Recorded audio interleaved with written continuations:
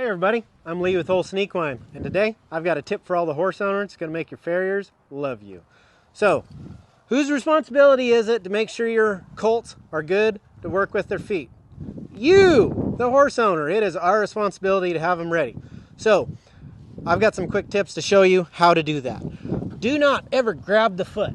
Would you like it if somebody grabs you? What do? You want to pull back, right? So we ask, by grabbing the chestnut, you just lightly cup it, and you pick up, and they pick the foot up immediately. Even a horse that hasn't been worked with is going to do that. So one thing it does, you pick it up, and they move their weight around to where they can pick it up. Next thing, horse owners that do pick their feet up, this is what they'll do. They pick the foot up, put it down. Well, your farrier is going to require a little more time than that. So you pick it up, crawl underneath here, put it between your legs, hold on to it, make them have some patience here. Get you some tools, even if you don't have horseshoeing tools. Let them get used to something happening under here. And then give it back. And this is the number one thing. Just don't drop their feet. They trusted you with it, so set it down. You see her being sassy there? I'm going to set it down. That means you have to wait on them. Next thing, are you afraid of being kicked? Most people are, but it is still your responsibility to work with the hind feet too, okay? So, number one, the closer you get to them, the less it's going to hurt to be kicked because they're just going to shove you away. Where if you're out here, they can really hurt you. So, get yourself a long lead rope. I suggest a Chris Cox one. And you shorten it up. You have it in your outside hand. And you shorten it up to where they're just slightly tipped in. And as you pick the foot up right here, get in there as tight as you can, and you ask for it. Don't grab, remember, you just ask. So you ask for it, pick it up, and if anything goes wrong, all you have to do is pick up on this hand, and it's going to make the butt leave you.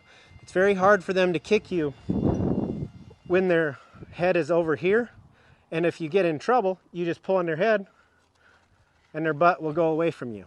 So that's why farriers either want a really great helper that knows that or none at all, because at least they can depend on the fence on being consistent. So I hope you have a great day. I hope you enjoy your horse as much as I do. Another thing is treats. You can give them treats, but you got to be careful because you can create a monster with that. And only give it to them every once in a while and only when they're good. Have a great day. Hey everybody, I'm Lee with Olsen Equine with another tip to make your farrier love you.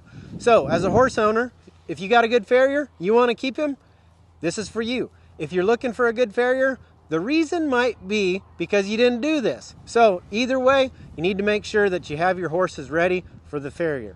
So, assuming that you've picked their feet up like I've showed you in videos before, now I'm just going to show you old school 101.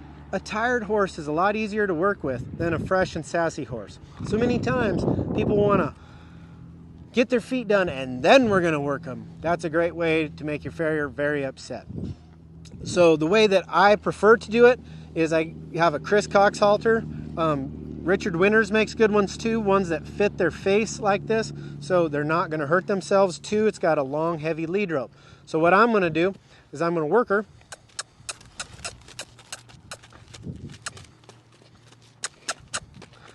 So there's a lot of misconceptions about working with a horse. Pretty much all I know is what Chris Cox has taught me, and I hope I don't shame him. But you're pretty much driving at the hip the whole time, and then you see her lick her lips and come to me. She understands, she got it. That was perfect. But I'm not just standing here letting her go round and round. I'm looking at the hip, because if I look at the head, it'll stop her. So if I move to the hip and point with my hand over here, see that? So then if I want to stop her, I get down and I look at her hip. So the whole idea is to get her reading me. So that's just step one in training of getting her to respect me. It's not just making her tired. So this is why I prefer this way. You see her nuzzle me right there? That's important. So that's what you would do, is if you're picking her feet up and she was naughty, you just go immediately right to work like that. And then if they have troubles with that, you can have so many more options this way. Like you can do this number, which is called a crab.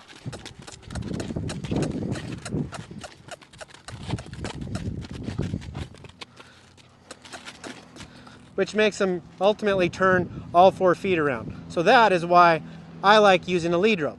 If you're not comfortable with that, or maybe you haven't done that before, getting a flag is another way that works really well.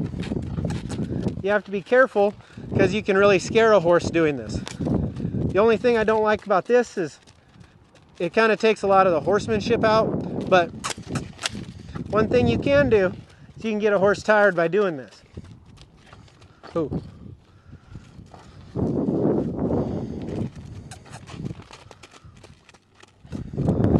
Once again, I'm just looking at the hip the whole time. A lot of people that I see that can't do this, it's because they're stepping over to the head like this, and you stop her. So if you point your hand, see that?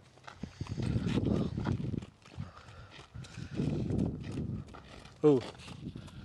And on the wrong horse, you can get in a lot of trouble with one of these. See?